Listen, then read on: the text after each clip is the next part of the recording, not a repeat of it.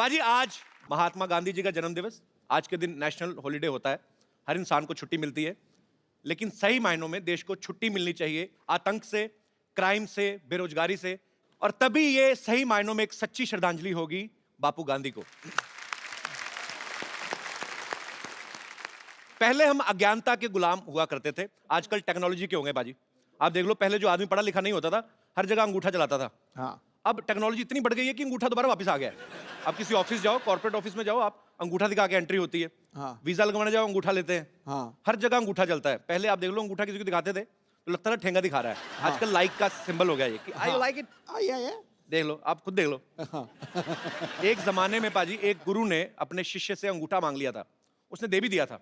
आज कोई गुरु मांग के देख ले, शिष्य कहेगा भाई 4 वाली चाहिए, 4 उंगलियां ले लो, अंगूठा नहीं मेरे को देना। क्योंकि अंगूठे के बिना काम ही रुक जाएगा पाजी। सारा व्हाट्सएप और आजकल की दुनिया में टेक्नोलॉजी जो है इतनी हावी हो गई है, मोबाइल फोन्स, आदमी का मुंह सर ऐसे झुका रहता है बाजी। हाँ। लोगों को लगता है कि बेचारा संस्कारी है। आजकल बिना अंगूठे के कोई काम हो ही नहीं सकता। हाँ। पहले आदमी बाथरूम जाता था, 5 मिनट में काम खत्म किया, बाहर। अभी आदमी मोबाइल लेके जाता है, 1-1 घंटा लगा रहता है, सारी ईमेल पढ़ेगा, जवाब देगा, मतलब पेट और इनबॉक्स साथ में खाली करके आता है। तो अगर वो साथ में चार्जर लेके गया तो समझो शो 3 घंटे चलेगा। अच्छा, कई आदमी अंदर फोन भी रिसीव करते हैं, हेलो, अच्छा बाथरूम में आती है एको, तो सामने वाला भी समझ लेता है, वो कहता है आप पहले कर लो फिर बात करते चलो। यार।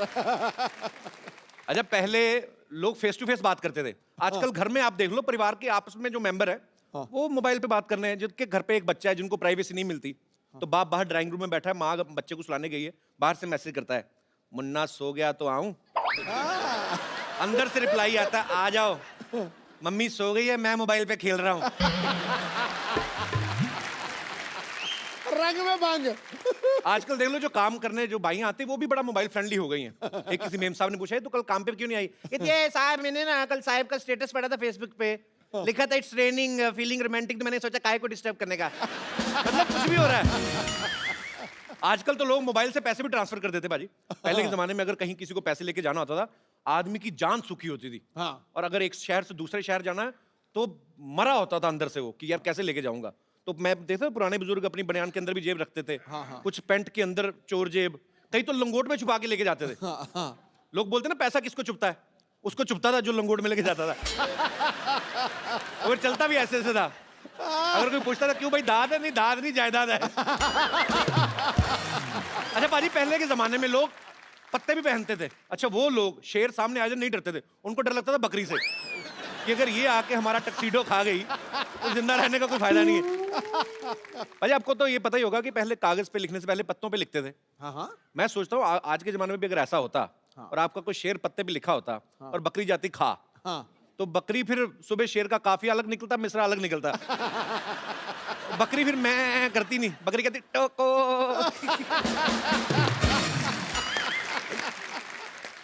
अच्छा, आजकल तो लड़का लड़की एक दूसरे को जानते नहीं, फेसबुक पे सीधा फ्रेंड रिक्वेस्ट भेज देते हैं। पहले के जमाने में जवान लड़कों को अगर कोई लड़की पसंद आती थी शादियों में, तो पहले किसी बच्चे को बताते थे, उसको चॉकलेट देते थे, फिर उसके हाथ में मैसेज भेजते थे। ये दिनेश है ना, इसने सेम फॉर्मूला आजमाया, इसने बच्चे को चॉकलेट खिलाई, बच्चे ने चॉकलेट खाली, चिट्ठी फाड़ती, करे तेरे से नहीं पटेगी। कई बच्चे बड़े चालू होते हैं। अच्छा, पहले के जमाने में जब लड़की को देखने आते थे लड़के वाले, लड़की सर झुका के बैठी रहती थी, आज भी बैठी रहती है, लेकिन आज रीजन अलग है। वो पहले लड़की किचन के फोटो खींच के ना, किचन से सहेली को व्हाट्सएप कर रही होती है, देख तो कैसा लगा। आगे से सहेली का रिप्लाई आता है, पिछले हफ्ते मेरे को भी देखने आया था। मना कर देना, ये चाय बिस्कुट का शौकीन है, इस चक्कर में लड़कियां देखने जाता रहता है। अच्छा पाजी, जब ये लड़के वाले आते थे लड़की को देखने ना, तो ये चाचियां भाभियां होती ना जो, ये बड़ा डराती लड़की को। हाँ तो मुंह नीचे करके देखना, नहीं तो बेशर्म समझेंगे। और खुद ना आधा किलो दुपट्टा चबा जाती लड़के को देखते देखते, और खुद लड़के को पूरा ताड़ रही है तो बड़ा खूबसूरत, हमने भी अपने टाइम पे सर उठा के देख लिया होता तो हमें भी गोगा कपूर की जगह रणबीर कपूर मिल जाता। हाय, अपना कपूर तो खराब किया ही, बच्चे का कपूर भी टेढ़ा हुआ है। अच्छा, पहले जब शादियां फिक्स होती थी, लड़का लड़की तो एक दूसरे को देखते नहीं थे, कुछ चौथा रिश्तेदार जाता था अलग से ही, उन लड़की वालों को गांव में जाता था, उसको भी लड़की से नहीं मिलाते थे। वो लड़की की माँ को देख के आइडिया लगाता था कि लड़की भी ठीक ठाक रहेगी।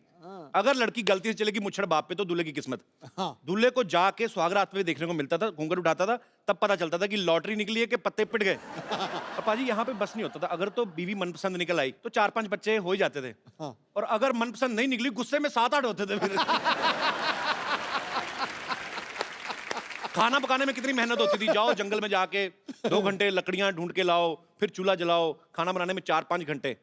आजकल आप किसी तरह का भी खाना ऑर्डर कर दो, आपके घर में आधे घंटे में आ जाता है। फिर उसको पचाने के लिए आदमी को 2-2 घंटे लगते हैं, वॉक करती है, फिर सैर करते हैं, ट्रेडमिल पे भागते हैं, लास्ट में चूरन ही काम आता है।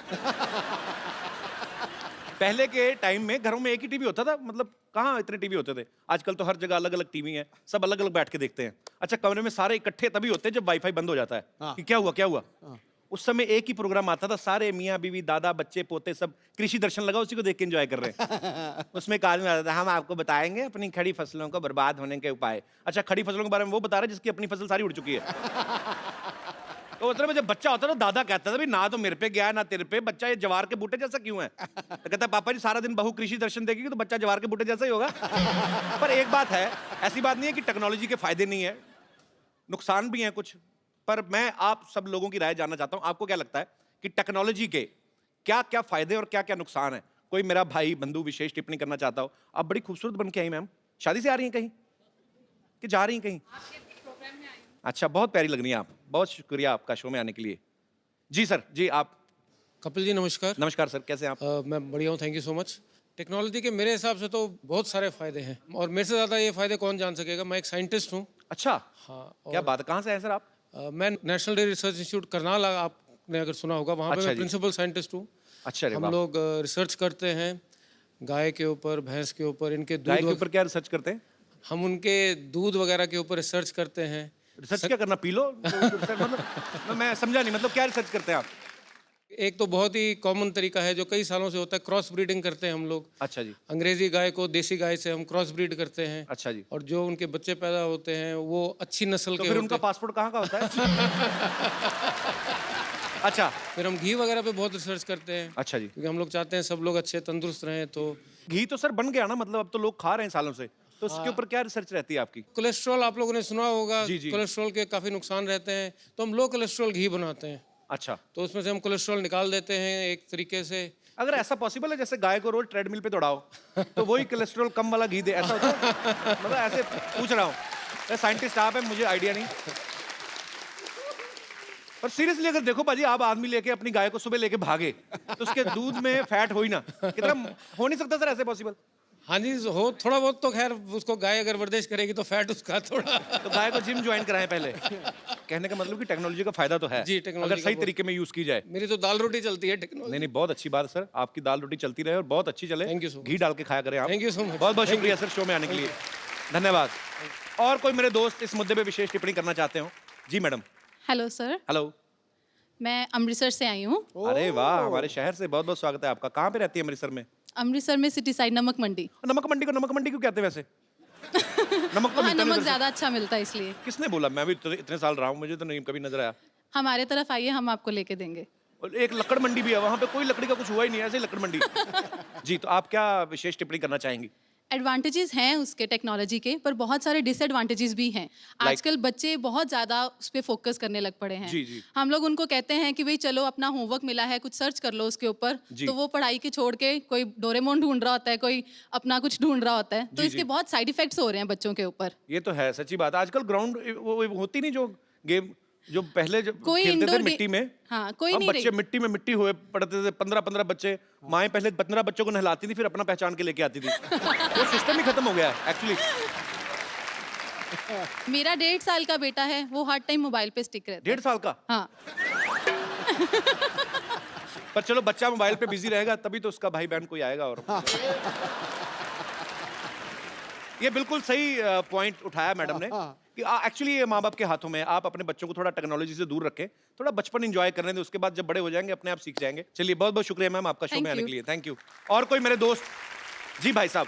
मेरा नाम प्रकाश है और मैं स्पेशली कुवैत से आपके शो देखने के लिए यहाँ आया क्या हूँ। बात है, बहुत बहुत स्वागत है जी, सर जी, आपका। एक्चुअली कपिल जी, मैं ये आपसे कहना चाह रहा था कि टेक्नोलॉजी से नुकसान ही है, फ़ायदे तो नहीं है। और इसमें ऐसा है कि जो लोग अपने आप को बहुत होशियार समझते हैं, शातिर समझते हैं, जी। क्लेवर समझते हैं, वो अभी क्लेवरनेस और वो शातिरपना अभी रहा नहीं है कपिल जी। उसका कैसे मैं मतलब? मुझे मेरे साथ एक वाकया हुआ है, उसका जी। मैं आपसे शेयर करना चाहता हूँ मेरा वाकया। एक दिन मैं अपनी कॉलिग फ्रेंड के साथ दुबई मॉल में परचेसिंग कर रहा था। कुछ चीज़ मुझे अपनी वाइफ के लिए भी पसंद आ गई। तो किसके मैंने- साथ शॉपिंग कर रहे थे? अपनी फ्रेंड के साथ, जो वाइफ को नहीं बताया मैंने। जस्ट और फ्रेंड। जी जी जी जी सर। हाँ। और कुछ चीज़ मुझे अपनी वाइफ के लिए पसंद आई, अच्छा। मैंने परचेस की, मतलब व्हाट्सएप पे उसका फ़ोटो खींचा, वाइफ को भेजा, मैंने देखो आपको अगर पसंद आती है तो मैं ले आऊँ आपके लिए, ये 2-3 चीज़ें हैं। तो वाइफ ने कहा ठीक है ये वाली मेरे लिए पसंद है, ले आओ। लेकिन उसने वो टैग पढ़ा, उस दुकान का नाम देखा और उसने इमीडिएटली ऑनलाइन कैमरा आजकल हर का अवेलेबल है ही सही जी। और उसने घर बैठ के देखा कि मैं किसके साथ हूँ, कहाँ हूँ, कैसे हूँ। और जब मैं घर वापस आया उसने पूछा आप किसके साथ थे, मैंने कहा मैं तो किसी के साथ नहीं था, मैं तो अकेला था। बोला ये आपका वीडियो है, ये देखो आप इसके साथ थे। तो ये टेक्नोलॉजी का आपको पर्सनली नुकसान हुआ ना? नहीं, हर शातिर इंसान को, Otherwise पर्सनली नहीं, हर शातिर इंसान को जो समझता है कि मैं होशियार हूँ या मैं शातिर हूँ या मैं क्लेवर हूँ, उसे नुकसान ही है। नहीं, बीवियों से ज्यादा शातिर नहीं हो सकते आप। ये तो, पर ये आपकी हिम्मत की मैं दाद देता हूँ। फ्रेंड के साथ गए, महिला मित्र के साथ, उसके सामने बीवी के लिए गिफ्ट ले रहे हैं, तो फिर दोनों जगह। अरे ना, जो आदमी ना हर तरह की डिश खाना चाहता है ना, वो भूखा ही मरता है। शुक्रिया शो में आने के लिए। Thank you. जी, और कोई हमारे दोस्त? जी भाई साहब। नमस्कार कपिल जी। नमस्कार जी, कैसे हैं आप? मुझे ये टेक्नोलॉजी से बहुत चीड़ है सर। चिड़ है? हाँ, व्हाट्सएप एंड फेसबुक से। अच्छा मैं एक वाक्य सुनाना चाहता हूँ मेरा। जी, प्लीज। 15 साल पहले मेरी शादी हुई थी, अच्छा जी। तभी ये फेसबुक और व्हाट्सएप कुछ नहीं था। अच्छा। तो जब रिश्ते आते थे तो मम्मी पापा के पास आते थे, तो जी। उनको उनके मम्मी पापा अच्छे लगते थे तो रिश्ते आगे बढ़ते थे। राइट। तो 2-3 रिश्ते तो ऐसे ही उड़ गए। अच्छा। अभी मैं शादी लायक था, एक रिश्ता आया, मम्मी पापा को तो पसंद आया अच्छा। कि चलो इनके मम्मी पापा अच्छे हैं। उन्होंने लड़की देखी, लड़की देखने के बाद मुझे बताया कि रिश्ता आया है। अच्छा। तो मैंने सोचा कि चलो अभी मुझे भी देखने जाना रहेगा। अच्छा। तो मैं देखने गया तो लड़की ने थोड़े नखरे किए और 2 मिनट ही देखने को मिला। अभी उसमें कैसे पसंद करे? 2 मिनट में तो 3 घंटे भी देखोगे, लड़की तो वही रहेगी ना, बदलेगी लड़की थोड़ी तो ना। वही रहती है, मगर 2 मिनट में देखने में कैसे पसंद पर करेंगे? टेक्नोलॉजी का इसमें क्या लेना देना हुआ? सर आजकल फेसबुक हो गया है। हाँ। अगर लड़की का नाम आया फेसबुक पे, मैंने डाला हेतल, तो 10 हेतल आ जाएगी, उसमें से मैं चॉइस कर सकता हूँ अच्छा। कौन सी हेतल है।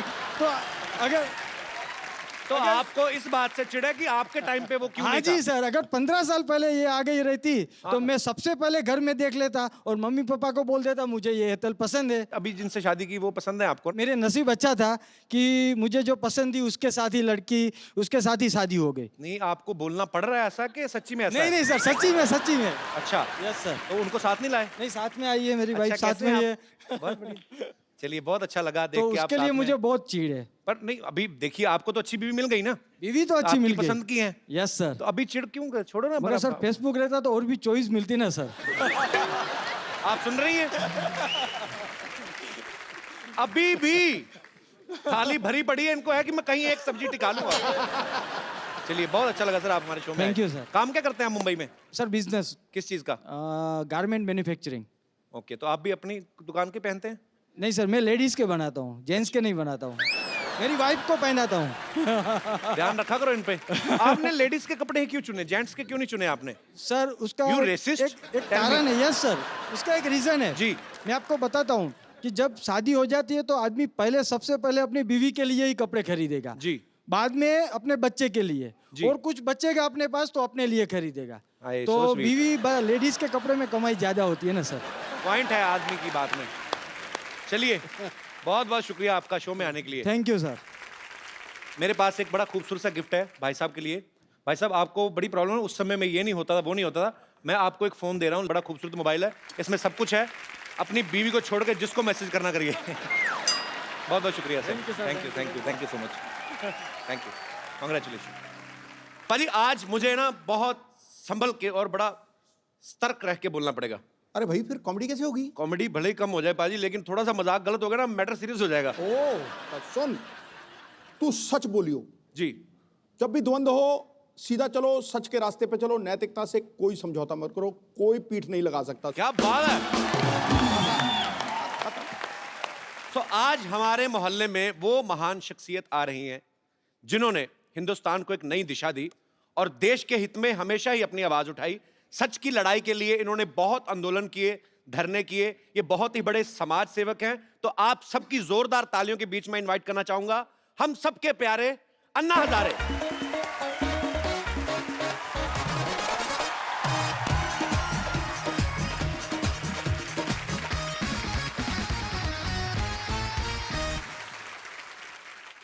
अन्ना, आपका हमारे शो पे बहुत बहुत स्वागत है। आज मुझे अपने आप पे गर्व हो रहा है कि मैं अन्ना के साथ खड़ा हूं। अन्ना, आप आइए, यहाँ पे विराजमान हो जाइए। नहीं नहीं, रोक यार, रोक। देखो, लोग यहाँ पे आते हैं, आज मेरा वहां जाने का देखो। क्या बात है।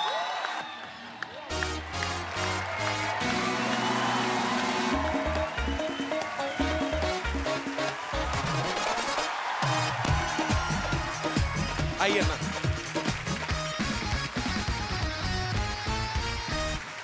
आज पूरी दुनिया में ईंट का जवाब पत्थर से देने के लिए लोग तैयार बैठे हुए हैं। ऐसे में अहिंसा को हथियार बना के सत्य के मार्ग पर चलने वाले लोग बहुत कम है दुनिया में। अन्ना, हमें आप पे बहुत गर्व है। अच्छा, मैंने जो अन्ना को देखा है, जितना समझा है, मुझे ये विश्वास हो गया कि सच में बहुत बड़ी ताकत होती है। एग्जाम्पल आपके सामने है। पाजी, मैं तो कहता हूं थोड़ी देर के लिए आप भी अन्ना के पास आके बैठ जाओ। आप यकीन नहीं करेंगे, इनके बगल में बैठने वाले सीएम भी बन जाते हैं।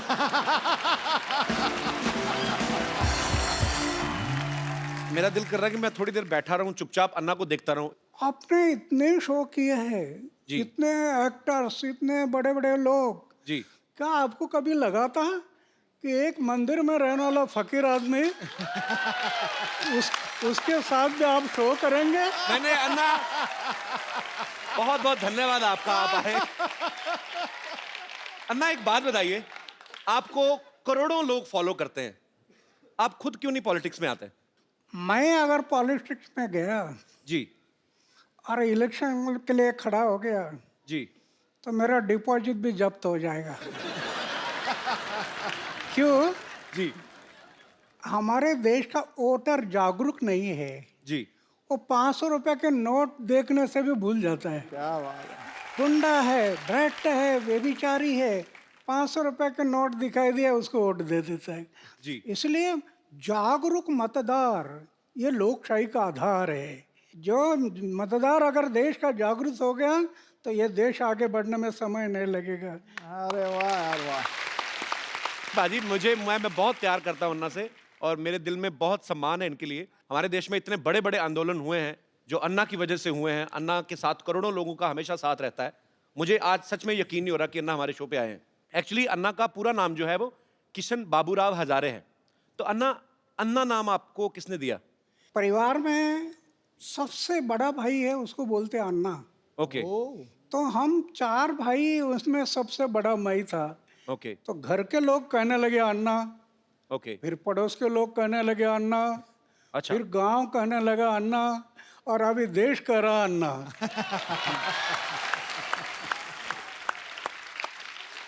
अन्ना, जितना मैं जिंदगी को समझता हूं, जितना मैंने देखा है, मेरी शादी हुई नहीं, आम आदमी जो है, अच्छा आम आदमी भी आजकल आप बोलते हो तो अपने आप खास हो जाते हो। आम आदमी को बीवी की सेवा से फुर्सत नहीं मिलती है ना, फिर आप देश सेवा, मानव सेवा, आपको ये प्रेरणा कहाँ से मिलती है ना? ये जो प्रेरणा है, जी। जैसे मैं अपने जीवन में जो सोच रहा था, जी। अरे क्या चक्कर है, जन्म में आता कुछ लेकर आता नहीं, जाता कुछ लेकर जाता नहीं, उम्र भर मेरा मेरा मेरा मेरा मेरा मेरा, हाथ में कुछ नहीं, लैटरिन का डब्बा गुम हो गया तभी सोचते बैठते मेरा किस लिए जीता। एक दिन मैंने सोचा आत्महत्या करना। एक स्वामी विवेकानंद की किताब हाथ में आई, जी। पढ़ना शुरू कर दिया और एक ही बात समझ में आ गई, हर इंसान के लिए मनुष्य जीवन मिला सेवा करने के लिए मिला। 25 साल की उम्र में मैंने तय किया कि जब तक मैं जीऊँगा मेरे गांव, मेरा समाज और मेरे देश की सेवा करूँगा, और जिस दिन मैं मरूँगा गांव, समाज और देश की सेवा करते करते मरूँगा। ये मैंने व्रत लिया। अरे वाह। तो आपका जो प्रश्न है बीवी का, अभी मैंने सिर्फ शादी किया नहीं, लेकिन परिवार छूटा नहीं। जी। छोटा 4 दीवारों के अंदर एक छोटा सा परिवार मैं करना था। जी। वो छोटा ना करते हुए बड़ा बन गया। क्या बात है। पूरा देश परिवार हो गया। अच्छा अन्ना, आपको याद है आपने आज तक कितने आंदोलन अनशन किए होंगे आज तक पूरी जिंदगी में? जब मैंने तय किया कि जब तक जीऊंगा समाज और देश के भलाई के लिए जीऊंगा, जी। तो समाज के भलाई के लिए, देश के भलाई के लिए 16 बार मैंने अनशन किया। वाह। राइट टू इन्फॉर्मेशन, ये कानून जो बना पहले हमने बनाया, वो क्या बात है। राइट टू इन्फॉर्मेशन पूरे देश में अभी लागू हो गया। गरीब लोगों को न्याय मिलने लगा। जी। ऐसे महाराष्ट्र में 8 कानून बनाए।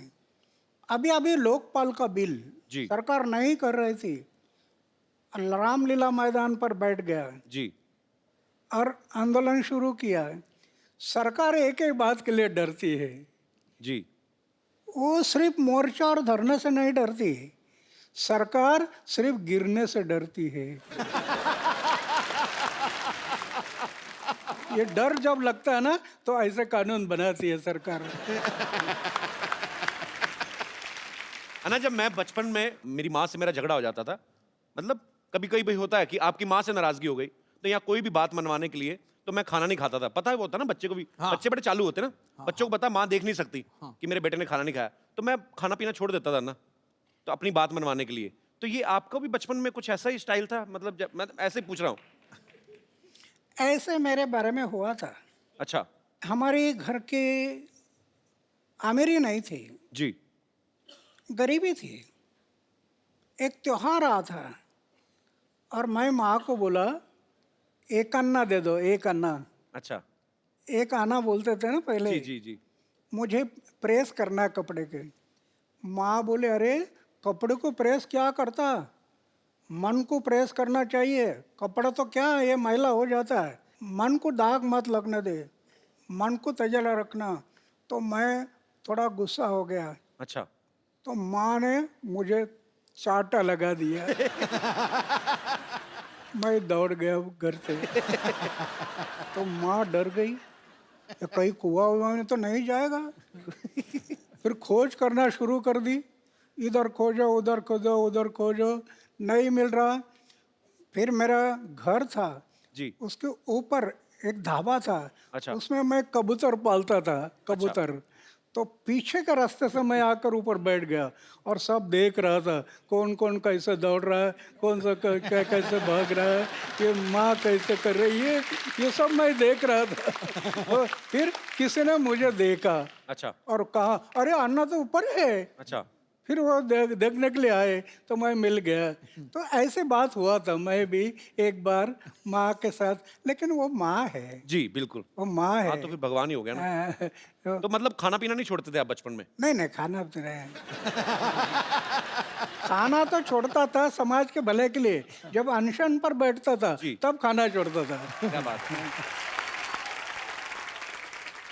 हर इंसान की अपने दिल और दिमाग के बीच लड़ाई चलती है।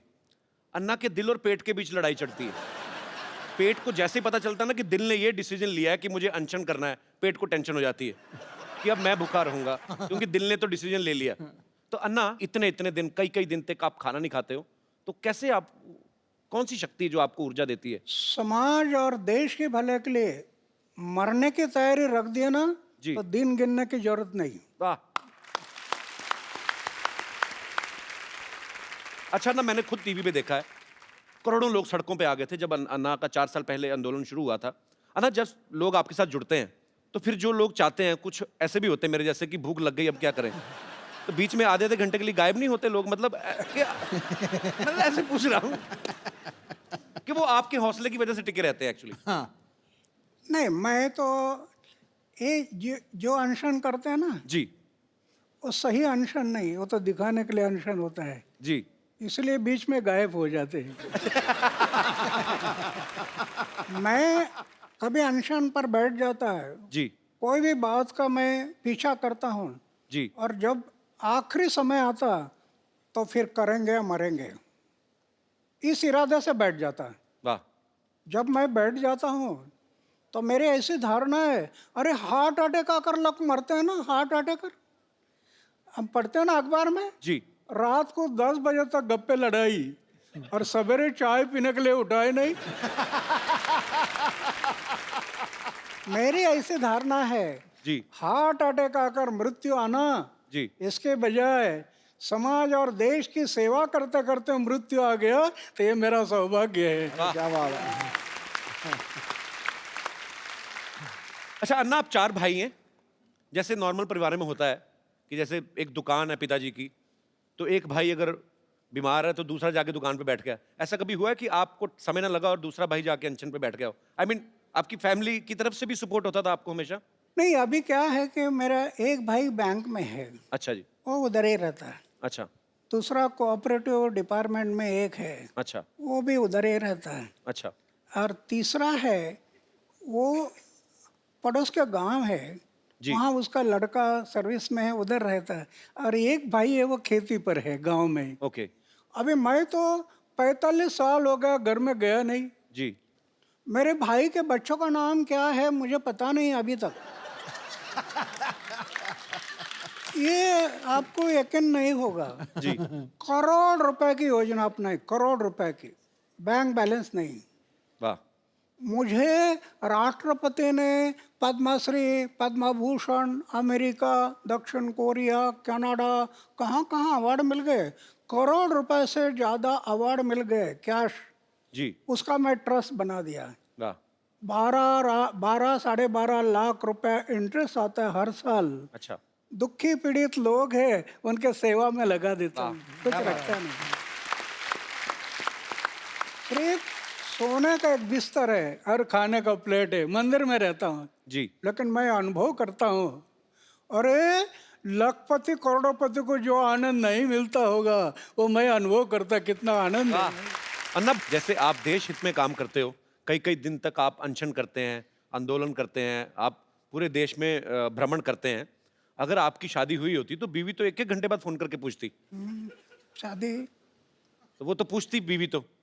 यही तो खतरा मुझे लग रहा था।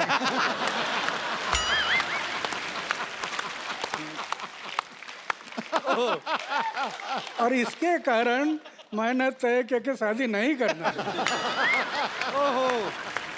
और दूसरी बात यह है, 79 ईयर के इस उम्र में जी बैचलर रहते हुए भी इतना भी दाग नहीं जीवन में, इतना भी। वाह क्या बात है। ये भगवान की कृपा है। अगर दाग लग जाता मेरे जीवन में तो इन लोगों ने मुझे तोड़ मोड़ देना था। वाह। आज कुछ नहीं कर सकते, कुछ नहीं कर सकते। अन्ना, एक बात और जहन में आती है, मैं बच्चा हूँ, आपने पूरी दुनिया देखी है। जैसे मैंने भी अन्ना अभी शादी नहीं की, मतलब करनी है मुझे। करना है? हाँ करनी है। मेरा दिल करता है। ओ, पर मैं जी मेरे जैसा रहना तलवार के धार पर चलने से कठिन है। ये तो है। बहुत, ये मन बड़ा चंचल है, कब धोखा देगा पता नहीं। सही बात है। अच्छा ना, लेकिन हमारा जो समाज है, जैसे आपने निर्णय लिया कि मुझे शादी नहीं करनी है, लेकिन रिश्तेदार जो होते हैं ऊपर से ज्यादा प्रेशर करते हैं, तो आपके रिश्तेदारों से कैसे बचे फिर आप? बहुत हुआ। अच्छा माँ एक लड़की अल्लाह कराते हैं दिखाने के लिए, अच्छा मैं बोलता ये पसंद नहीं है। अच्छा। दूसरे आया, पसंद नहीं है। मतलब देख लेते थे आप? रिश्तेदार भी कई लड़की दिखाने के लेकर आते हैं, अच्छा मैं बोलता पसंद नहीं है।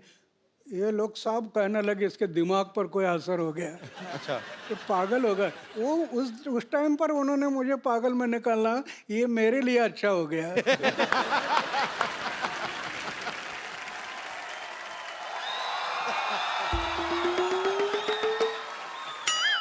हेलो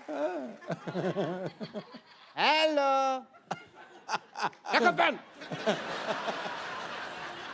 अरे what A patriotic day. Anna Hazare साहब आए हुए हैं। सर नमस्कार।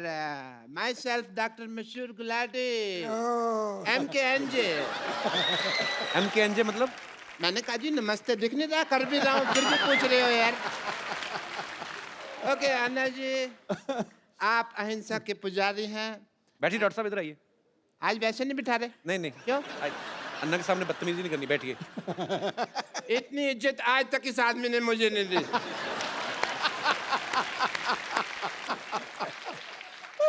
का रौब तो है, मानना पड़ेगा। आप अहिंसा के पुजारी हैं and I must tell you Anna Sahab, मैं भी बहुत अहिंसा को मानता हूँ, पर मेरे को लोग मारते हैं, मैं उनके ऊपर हाथ नहीं उठाता। क्योंकि मेरा हाथ पहले मरोड़ देते हैं, मेरा उठता ही नहीं। एनीवे अन्ना जी, मैं आपका बहुत बड़ा फैन हूँ। मैंने आपके जैसा सच्चा ईमानदार इंसान नहीं देखा कभी जी। और मैंने आपके जैसा झूठा 420 नहीं देखा कभी। आप अन्ना के फैन कैसे हो सकते हैं? एक भी आदत है आप में अन्ना जैसी? अरे क्या बात कर रहे हो यार? और मैंने ना अन्ना की तरह समाज सेवा करने का ठान लिया है, पता है आपको? मैंने ना गरीबों में राशन बांटा, आपको पता है? और बाद में अन्ना दुकानदार ने पीटा इनको क्योंकि उसका राशन बिना पूछे बांट रहे थे ये। भाई मुझे नहीं पता था ना कि दान देने के लिए पूछने की जरूरत होती है। मैंने तो ये सुना था कि राइट हैंड से दान दो तो लेफ्ट हैंड को पता नहीं चलना चाहिए, तो मैंने ये बाएं हाथ जेब में डाल लिया। पर दुकानदार ने देख लिया, फिर दाएं बाएं दोनों से उसने मुझे पीटा। खैर छोड़ो इस बात को। आपको पता है कि एक बार मैंने 4 लोगों के साथ मिलके एक बुजुर्ग आदमी को सड़क पार कराई है। तो आप अकेले भी करा सकते थे, 4 लोगों की क्या जरूरत थी? वो मान नहीं रहा था ना सड़क पार करने को, तो जबरदस्ती की मैंने। मैंने कहा इसकी सुनेंगे तो हम तो कभी समाज सेवा कर ही नहीं पाएंगे ना। आपको इस बात के लिए मार पड़ सकती है डॉक्टर साहब। आप अहिंसा के पुजारी यहाँ बैठे हुए हैं और तुम हिंसा की बात कर रहे हो। अच्छा अन्ना जी एक बात बताइए, आप अनशन पे बैठते हैं, धरने पे बैठते हैं, आपको कोई कुछ नहीं कहता, मेरे को उठा के बाहर फेंक देते हैं, ऐसा क्यों?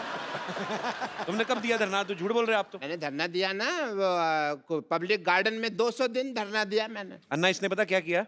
ये पब्लिक गार्डन में बैठ गए, बैठे बैठे इन्होंने वहां पे जाके कमरा बना लिया एक। उसको धरना थोड़ी, उसको तो कब्जा बोलते हैं। कमरा नहीं बनाया था, 2 BHK बनाया था वहां पे।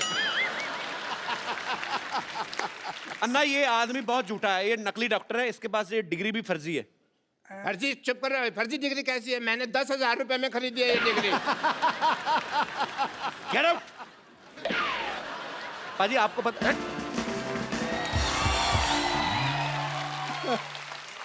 आप सबको पता ही होगा, पर मैं फिर भी बताना चाहता हूं कि अन्ना के ऊपर एक फिल्म बन रही है जिसका नाम भी अन्ना है। अन्ना देश सेवा करते करते आपने तो खैर आप तो दिल से कर रहे हैं, पर आपने कभी सोचा था आपके ऊपर कभी कोई फिल्म बनाएगा कोई डायरेक्टर? एक फकीर आदमी उस पर ऐसे फिल्म बनेगी ये मुझे सपना में भी कभी नहीं लगा था, लेकिन जो काम खड़ा किया है जी वो पूरे देश में फैल गया था। जी। और हमारे जो रविंद्र जैन के भाई है मनेंद्र जैन, जी उनको लगा कि ये काम समाज के सामने जाना बहुत ज़रूरी है। बहुत जरूरी है। जी वो मुझे बताने लगे कि ऐसे ऐसे फिल्म बनानी है जी और उसमें जो काम करने वाले लोग हैं जी इन्होंने इतना मेहनत किया। मैं फौज में था, बर्फ में रहा, 7 साल बर्फ में रहा, जी तो मैंने 6 डिग्री माइनस हिमालय में उधर जाकर इन्होंने शूटिंग किया। तो ऐसे कई जगहों पर जो काम हुआ वो जनता देखने से उनको जरूर इसमें प्रेरणा मिलेगी, नव युवकों को प्रेरणा बिल्कुल मिलेगी। बिल्कुल। आप फिल्में वैसे देखते हैं कभी अन्ना? अभी मैं फिल्म नहीं देखता, पहले देखते थे? पहले तो आप- देखता था। मेरी उम्र थी 13-14 साल की, तब मैं फिल्म देखता था। अच्छा। और भाई ऐसा देखता था कि नया फिल्म का फर्स्ट शो अरे क्या बात है। अगर फर्स्ट शो चला गया तो मुझे इंटरेस्ट नहीं आता फिर क्या बात है, सबसे पहले देखनी है। उस टाइम पर। अन्ना मैं आपको कुछ फोटोग्राफ्स दिखाऊं, आप पहचानेंगे कौन है? ये है अन्ना टीवी में, इनको पहचानते हैं आप? हाँ, दिलीप कुमार जी है। अरे क्या बात है। और दूसरी एक और दिखाइए। अन्ना इनको पहचानते हैं आप? ये उस टाइम पर इतना नहीं थे। इनका नाम पता है आपको? हाँ, नाम तो अभी भूल गया है लेकिन जानता हूँ। अन्ना ये शाहरुख खान है। शाहरुख खान, शाहरुख खान है। अन्ना इनको पहचान रहे हैं आप? वैजयंती माला है। ये अपना वो दिलीप कुमार और वैजयंती माला साथ में थे ना फिल्म जी में। जी जी। नया दौर में कौन थे? नया दौर क्या बात है, नया दौर में जी। और दिखाइए अन्ना, इनको जानते हैं आप? अन्ना ये मुझे बहुत अच्छी लगती हैं। मतलब अच्छे तरीके में अच्छी लगती है, मतलब बहुत अच्छा काम करती हैं ये। अच्छा। अन्ना ये दीपिका पादुकोण है। दीपिका। दीपिका हाँ, बहुत प्यारी है ना। ओके, पर अन्ना उस समय आपको कौन सी हीरोइन ज्यादा मतलब अच्छी लगती थी आपको, खूबसूरत? नहीं उसमें क्या है, ये जैसे हीरोइन है तो मैं उनका काम पर देखता था, उनके हाव भाव, उनके एक्टिंग, वो मुझे जो पसंद आते थे। जी। देखने के लिए अच्छे लगते, ये मुझे अच्छे नहीं, उनका काम है। कप्पू, और कप्पू, हे कप्पू, क्या है? वो किशन जी आने वाले थे, आए क्या?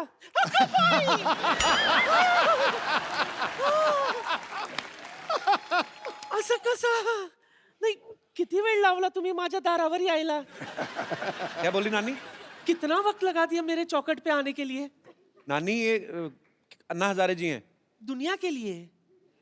मैं तो उनको तब से जानती हूँ जब ये किशन बाबूराव हजारे हुआ करते थे, है ना? मुंबई में इनकी फूलों की दुकान थी। अच्छा, हाँ, ये देखिए मैं आपके लिए क्या लाई हूँ। हाँ, आपको याद है मैं रोज आपकी दुकान से एक फूल खरीदा करती थी? अभी तो 60 साल बीत गए, अभी कहाँ याद करोगे? रोज इनके दुकान से एक एक फूल इकट्ठा किया करती थी मैं, फिर उसका वरमाला बनाती थी। फिर एक दिन गाय आकर पूरा पूरा वरमाला खा गई। मेरा सपना धरा का धरा रह गया। लेकिन सच कहूं, मुझे उस बात का बिल्कुल भी अफसोस नहीं है। मुझे तो इस बात की खुशी है कि अगर आपकी शादी होती ना, वो लड़की बहुत खुश नसीब होती, क्योंकि उसको खाना कम बनाना पड़ता था ना, क्योंकि हर वक्त आप तो अनशन पे बैठे रहते है ना। नानी इनको घर नहीं बसाना था ना, इनको देश बसाना था, इसलिए उन्होंने शादी नहीं की। लेकिन मेरे अरमान तो अधूरे रह गए ना।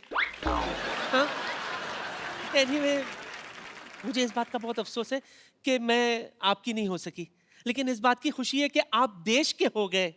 हाँ, इसलिए तो मैं भगवान के आभार मानता हूँ कि मैं पूरा देश का बन गया। सच सच सच सच सच। इसलिए मेरे लिए तो आपके चरणों की धूली काफी है। नानी ना, ना, ना। एक मिनट, नहीं नहीं नहीं, वो स्वच्छ भारत अभियान से जुड़े, उनके चरणों में धूल है ही नहीं।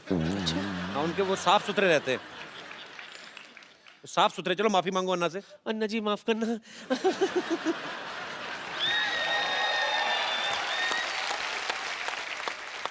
अच्छा अन्ना, हमने सुना है कहीं पे आपके बारे में पढ़ रहे थे, तो ऐसे सुना था कि फौज में जब आप भर्ती होने गए तो जो मापदंड होते हैं प्रॉपर की, हाँ फिजिकल फिटनेस और ये सब चीजें, तो एक दो चीजों में शायद आप पास नहीं हुए थे, तो उसके बावजूद भी उन्होंने आपको फौज में भर्ती किया, तो उसके पीछे क्या कारण था अन्ना? 1962 में चाइना ने हमारे ऊपर हमला किया, जी। हमारे बहुत जवान मारे गए, अच्छा। और फिर देश को लगा कि जवानों की जरूरत है। मेरी ऊंचाई नहीं थी, अच्छा। छाती चौड़ी नहीं थी, जी। लेकिन इमरजेंसी थी, देश को युवकों की जरूरत थी। अच्छा। इसलिए मेरा सिलेक्शन हो गया। मैं 14 लोगों का कमांडर था ये जाते समय। अच्छा। तो हम सब लोग 14 लोग थे। उन्होंने सोचा कि जब तक शरीर में प्राण है तब तक देश की सेवा, समाज की सेवा करनी, ये तय किया। और मेरी छाती चौड़ाई ये कुछ नहीं थी, जी। फिर भी देश की सेवा करते रहे, वाह। और 15 साल के बाद मैं पेंशन पर आ गया है। वाह।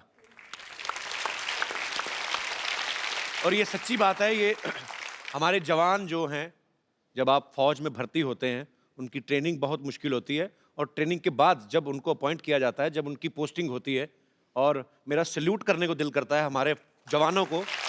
और हमारी पूरी टीम की तरफ से हमारी कभी कोशिश रहेगी कि हम अपने देश के जवानों के लिए ज़रूर एक अच्छा सा शो ऑर्गेनाइज करें, और बहुत दुख होता है जब हमें कभी ऐसी न्यूज़ सुनने को मिलती है कि सरहद पे या कहीं पे भी हमारे देश के जो जवान हैं उन्होंने देश के लिए अपनी शहादत दी। हम उनके परिवारों के साथ हैं, हमारी शुभकामनाएं उनके साथ हैं। बहुत बहुत शुक्रिया। अच्छा ना, ऐसे ही मन में सवाल आया, जैसे मेरे 3 मामा हैं, तीनों ही आर्मी में थे, तो वो कहते थे कभी कभी हमें ना बर्फ में पीनी पड़ जाती है, मतलब ऐसे ही। अन्ना, आपने कभी नहीं ट्राई की? मैं शुरू में जब बर्फ में मैं गया जी। तो 2 पैक रम मैं पीता था शुरू में। लेकिन जब स्वामी विवेकानंद की किताब पढ़ी, जी। जीवन समझ में आ गया कि सिर्फ खाना पीना और मरना इसके लिए जीवन नहीं। फ्री रम मिलती थी, फ्री जी। लेकिन कभी मैं हाथ नहीं लगाया उसको। वाह। 1975 में पेंशन आ गया, अभी 38 साल बीत गए, हमें 2 बोतल रम मिलती हर जवानों के लिए। अच्छा। लेकिन मैं कभी रम लेने के लिए गया नहीं। आज मुझे दुख होता है, ये दोनों देशों को अभी फिर से लड़ाई करना ठीक नहीं है। दोनों की आर्थिक स्थिति फिर बहुत विकट है। एक लड़ाई में कितना खर्चा आ जाता है, जी। देश कितनी जानें चली पीछे जाती जाता हैं। है। जी। ये आज वो लड़ाई होना नहीं चाहिए ऐसे मैं मानता हूँ। जी, लेकिन अगर पाकिस्तान नहीं मानता है तो 79 ईयर मेरा एज हो गया और जरूरत पड़ी तो फिर मैं सीमा पर जाने के लिए तैयार हूँ। क्या बात है। और कप्पू शर्मा, ओ हो, वाह वाह वाह वाह, हमारे तो भाग्य ही खुल गया अन्ना, आप हमारे मोहल्ले में आए। देखिए मैं आपके लिए चाय लेकर आया हूँ। अन्ना चाय पीते नहीं है, उनको जूस पिलाओ, बेवकूफ आदमी। जूस तो इनको बड़े बड़े लीडर नहीं पिला सके, मुझसे क्या पियेंगे ये। देखा बाजी, आज पहली बार इसने फंबल नहीं मारा आके। पूरी लाइनें कड़क करके बोलनी है। ये मतलब ये अन्ना के पास आने का जादू है। ये आदमी में अपने आप कॉन्फिडेंस आ जाता है। और मैंने इनसे ये सारी चीजें सीखी हैं। इनसे तो मैंने सादा जीवन जीने का, उबलते हुए विचारों को। ओए, उबलते विचार नहीं, उच्च विचार। हाँ तो अब मेरा काम चाहेगा, मेरे विचार तो उबलेंगे ही ना।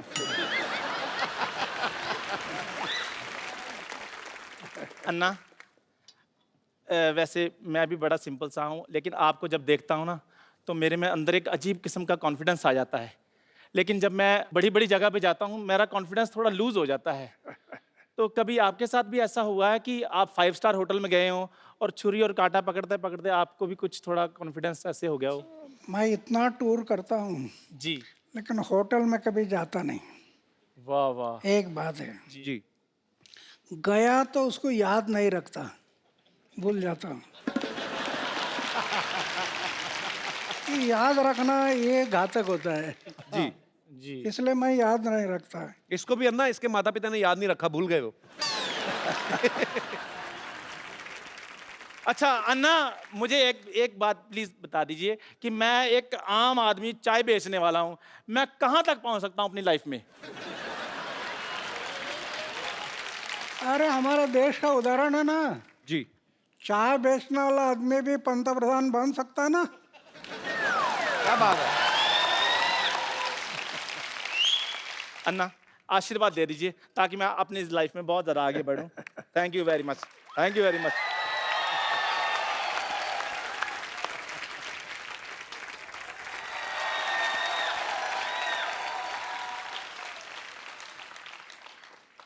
कपूर भैया, क्या है? अब मुझे स्कूल नहीं जाना। क्यों, क्या बात हो गई? अरे वहाँ मुझे रोज मुर्गा बना देते, बड़े को क्या मैं मुर्गा बनूंगा?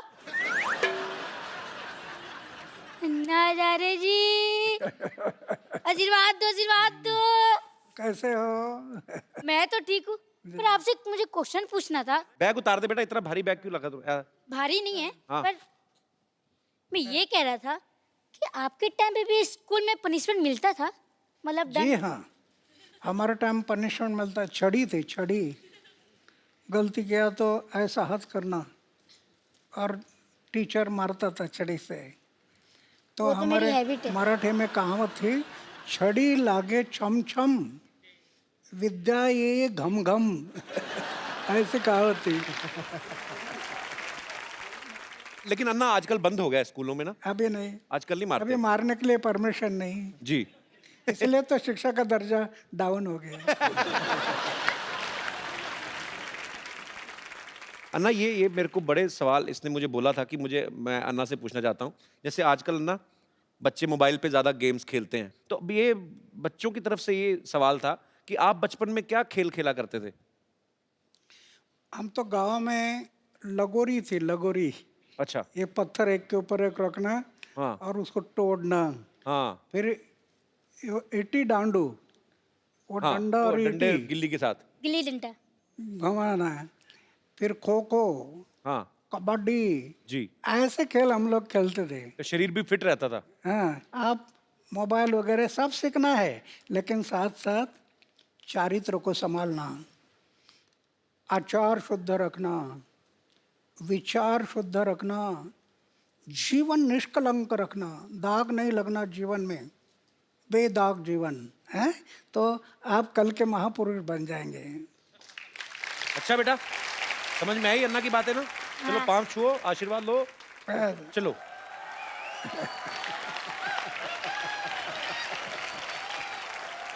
अन्ना यहाँ पे ना आपके चाहने वाले हैं, सब आपसे प्रेम करते हैं, यहाँ पे क्या पूरे देश में, पूरी दुनिया में है, लेकिन आपसे ये बातें करना चाहते हैं। तो जो भी अन्ना जी से बात करना चाहते हैं वो अपना हाथ खड़ा कर सकते हैं जी। Hello Sidhu sir. Hello. Hello Kapil sir. Hello. Hello Anna जी।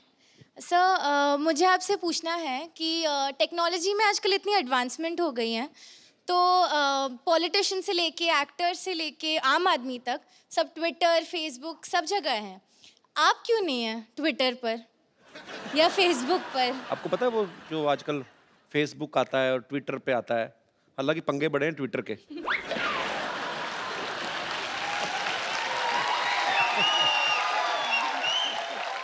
नहीं, मेरा ये दुर्भाग्य है कि मैं ज़्यादा पढ़ाई नहीं कर सका, लेकिन विज्ञान ये बढ़ते जा रहा है, दुनिया में आश्चर्यजनक प्रगति हुई है, टेक्नोलॉजी में बहुत डेवलप हो गया है।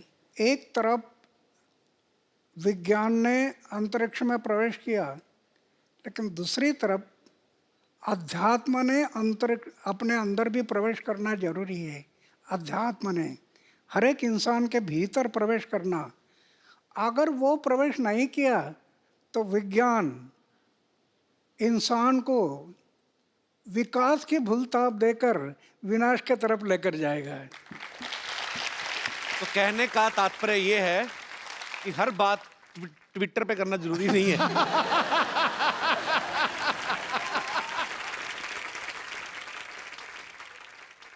चलिए, बहुत बहुत शुक्रिया शो में आने के लिए। Thank you, ji. sir. और कोई मेरे दोस्त? जी भाई साहब। कपिल जी नमस्कार। नमस्कार सर, कैसे हैं आप? बिल्कुल बढ़िया। मैं बोकारो झारखंड से आया हूँ। क्या करते हैं आप? मैं विधायक हूँ बोकारो में, एमएलए हूँ मैं। अच्छा, एमएलए हैं। बहुत बहुत स्वागत है आपका। Thank you. अन्ना को मेरा प्रणाम है। और अभी आपने कहा अन्ना कि राजनीति से मैं दूर रहना चाहता हूँ, अगर मैं चुनाव लड़ूंगा तो मेरे जमानत जब्त हो जाएंगे। आपको या आपके जैसे विचार के लोगों को, अच्छे लोगों को राजनीति में आनी चाहिए। क्या यह समय की मांग नहीं है कि नौजवानों का आप आह्वान करें कि देश हित में भ्रष्टाचार रोकने के लिए, देश की एकता और अखंडता को मजबूत करने के लिए अच्छे नौजवान, राष्ट्र हित का सोच रखने वाले नौजवान आगे आए भारत माता की सेवा करने के लिए? नहीं, ये जरूरी है, मेरी ऐसी धारणा है। नवयुवकों ने राजनीति में जाना जरूरी है, ऐसे मुझे लगता है। क्या होता है, राजनीति में कई लोग जाते हैं, सत्ता से पैसा, पैसा से सत्ता, सत्ता से पैसा, पैसा से सत्ता, इसके पीछे घूम रहे हैं। इससे देश के लिए उज्जवल भविष्य नहीं है। अभी तो हम देख रहे हैं, जिसकी उम्र 70 साल 80 साल हो गई, वो भी इलेक्शन से रुकता नहीं जी। इंसान जब मर जाता है तो 4 लोग कंधे पर ले जाते हैं। आज राजनीति में बहुत लोगों को ऐसे लगता है कि स्मशान में जाते समय भी चेयर में बैठकर ही जाना चाहिए, इतने चेयर से सेवा भाव नहीं रहा, वो बलिदान की याद नहीं। भगत सिंह, सुखदेव, राजगुरु जैसे लाखों लोगों ने कुर्बानी की, और अंग्रेजों को कह रहे थे इस जन्म के क्या, अगले जन्म की फांसी दे दो, हमारी तैयारी है। किस लिए? हमारी आज़ादी के लिए। उनको याद रखना है। थैंक यू अन्ना। बहुत बहुत शुक्रिया शो में आने के लिए सर। अब वक्त है आप सबको मैं उनसे मिलवाऊं जिन्होंने फिल्म अन्ना जो है डायरेक्ट की है और खुद उसमें अन्ना जी का किरदार भी निभा रहे हैं। आप सबकी जोरदार तालियों के बीच मिस्टर शशांक उदयपुरकर जी।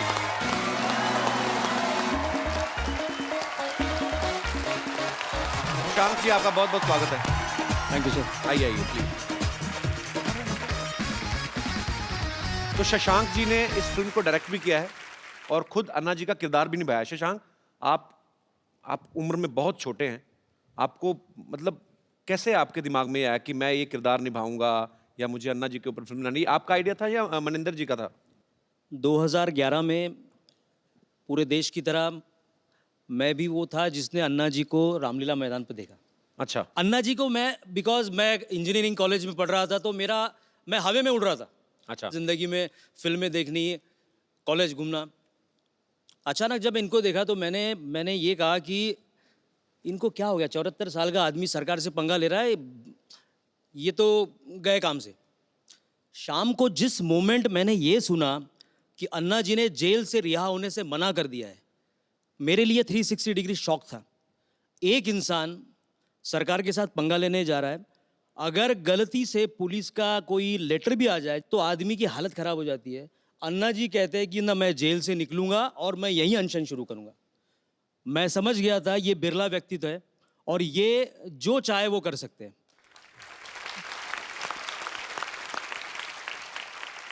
उस दिन से 13 दिन मैंने खाना पीना सब टीवी के सामने कर रहा था मैं, और उसी वक्त सोच लिया अगर जीवन में अब अगली फिल्म में अगर करूंगा तो मैं अन्ना जी पे करूंगा। सो सारा रेकी करने के बाद बड़ी हिम्मत से मैं रालेगन गया। अच्छा। अन्ना जी के पास जब गया तो अन्ना जी ने मुझे यही कहा कि भाई तुम्हें काय करता, अगर आपको फिल्म बनानी हो तो आप गांधी जी पे फिल्म बनाओ, आप विवेकानंद जी पे फिल्म बनाओ। मैंने कहा अन्ना जी ये तो बहुत सही है, लेकिन मैंने जो अपना पर्सनल एक्सपीरियंस किया है जी, आपका उद्देश्य नवयुवकों को जगाना है, मैं कोई लव स्टोरी करने की बजाय मैं भी वो फिल्म करना चाहता हूं जिससे मेरे देश के नौजवान जाग जाए। वाह। अन्ना को शायद वही बात, नवयुवकों की वाली बात उनको पसंद आई और अन्ना ने मुझे कहा कि अब क्या चाहिए। मैं बोला अन्ना जी मुझे आपकी परमिशन चाहिए। अन्ना जी ने उस वक्त स्क्रिप्ट पे साइन कर दिया। वाह। बहुत ही अच्छे विषय के ऊपर आपने फिल्म बनाई है और मेरी अपने दर्शकों से गुजारिश है आप सब ये फिल्म देखें और आपको अच्छी इंस्पिरेशन मिलेगी और देश के लिए कुछ अच्छा करने का जज्बा आपको मिलेगा।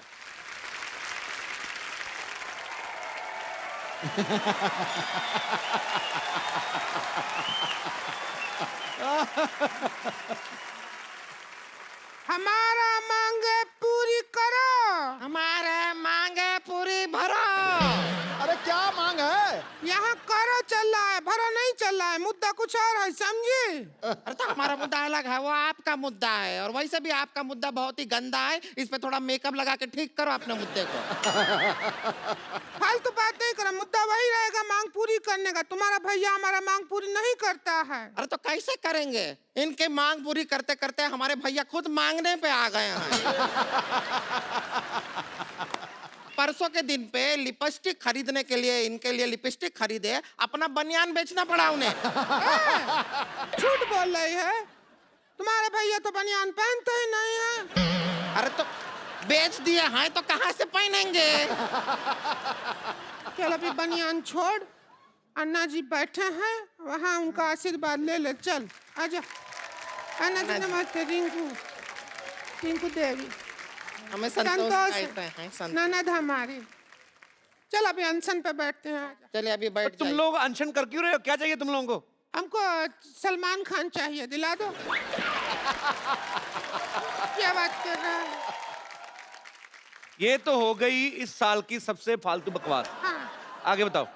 तो अन्ना जी बहुत परेशान हैं, जो हमारे मर्द हैं, इनके जो भैया हैं हमको बिल्कुल प्यार नहीं करते। ऐसा क्या हम में कमी है जो हमको प्यार नहीं करते? अन्ना जी, इसके मुंह में करप्शन है। अब ध्यान से देखिए, है किसी और का, लगता किसी और का है। तो भगवान ने तुम्हारा खराब करके भेजा काम, तो क्या करें? नहीं यकीन, सिद्धू भाई से पूछ लो। नहीं ना, उनसे पूछने का जरूरत नहीं है, वो तो कोहली का बैटिंग में भी कमी निकाल देते हैं। हमारे मर्द हमको बिल्कुल प्यार नहीं कर, ना तो हमारी तरफ देखते हैं, ना हमारी बात सुनते हैं। ना, उसका एक रीजन है, भैया का कहना है कि वो ना बुरा देखेंगे, ना बुरा सुनेंगे और ना बुरा बोलेंगे, लेकिन ये है कुछ ना कुछ इधर उधर से मैनेज करके बुरा बुरा उन्हें सुनाती रहती हैं। हम क्यों ना बुरा सुनाए, आप खुद बताइए। हमको कहते हैं कि घूंघट ओढ़े बिना घर के बाहर नहीं जाना। तो वो तो समाज के भले के लिए कहते हैं ना। आपकी शक्ल देख के स्कूल के बच्चे भी तो डर जाते हैं।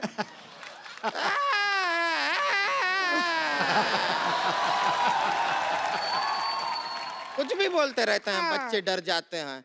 अरे ऑफिस जाने वाले बड़े बड़े मूंछ वाले लोग भी डर जाते हैं। तुम्हारे भैया तो नहीं डरते हैं मुझसे। तो उनकी मूंछ भी किधर है? पहले मूंछ हुआ करती थी, पैसा का जरूरत पड़ा तो लाला ने कहा कि मूंछ रख दो, पैसा ले जाओ, तो मूंछ उतार किया। अच्छा चलिए छोड़िए, बहुत ज्यादा छीछा लेदर हो गया है। अभी आप अपना अनशन जो है वो तोड़ दीजिए। चलिए, कोई सिर इधर लाते, सिर पे तोड़ती हूँ। अरे नहीं, अरे ऐसे थोड़ी अनशन तोड़ते। ए लीजिए, आपके लिए लेकर आए हैं, ये पी के अनशन तोड़ अभी दीजिए। शुरू नहीं हुआ, तोड़ भी दिया। इतना ही होता है लंबा, इससे लंबा अनशन हमसे। ये तो नारियल का तेल है। अरे हम नारियल का पानी ही ला रहे थे, वो नारियल थोड़ा ज्यादा दब गया हमसे, तो तेल निकल आया। चलो कोई बात नहीं, पानी से तो महंगा ही होता है तेल। अच्छा है, अच्छा है। वैसे छोटी छोटी बात पे लड़ती हैं, आज इतनी लड़ाई नहीं कर रहे तुम लोग। बड़ा मैं हैरान हूं। आज अन्ना जी आए हुए हैं, हम यहाँ पर लड़ाई नहीं करेंगे, बिल्कुल नहीं नहीं करेंगे। आज के पूरा एपिसोड के एंड तक बिल्कुल लड़ाई नहीं करेंगे। आज वैसे भी 2 अक्टूबर है, तो आपके लिए कुछ प्रस्तुति करें।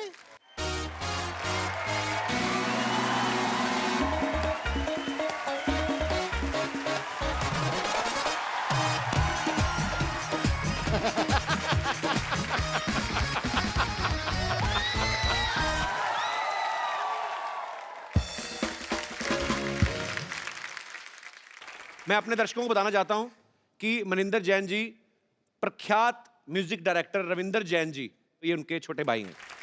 धन्यवाद, बहुत बहुत धन्यवाद। तो मनिंदर जी, शशांक आपसे मिले थे आपके ये आइडिया लेकर? शशांक मुझको मिला, पहली मुलाकात में मैंने हाँ कर दी। लकीली उस समय मेरे बड़े भाई रविंद्र जैन जी मेरे साथ में थे जी। उन्होंने भी सुना और उन्होंने तुरंत उसी समय 2 लाइन गाई थी, कोई तो है जो देश की चिंता करता है। उसी समय उन्होंने बोला था और मुझसे कहा था कि जाओ तुम इस फिल्म को ज़रूर बनाओ। वो मेरी इसकी शुरुआत थी। इस फिल्म में अन्ना जी जब 9 साल के थे तब इनकी माँ ने सिखाया, संस्कार दिए। इसके बाद मिलिट्री में रहे, तो ये जो एक 9 साल के बच्चे से लेकर के 79 ईयर्स तक का जो सफ़र है वो हमने किस तरह से दिखाया है। अगर आप इसको देखेंगे तो आप ताज्जुब कर जाएंगे। मेरा मन है कि इस फिल्म को देख करके अगर हमारे देश में कुछ और अन्ना, कुछ और गांधी जी पैदा हो जाएं तो मेरा बनाना सफल हो जाएगा। कपिल जी सर, बहुत बड़ी कॉज में आप हमारे सहभागी बने हैं sir.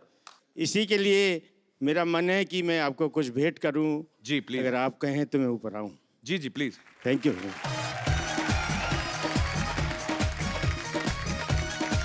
Thank you sir, thank you so much. Anna, हमारे शो में एक रवायत है, जो भी सब आते हैं हम लोग एक सेल्फी जरूर लेते हैं। आप सबके साथ भी एक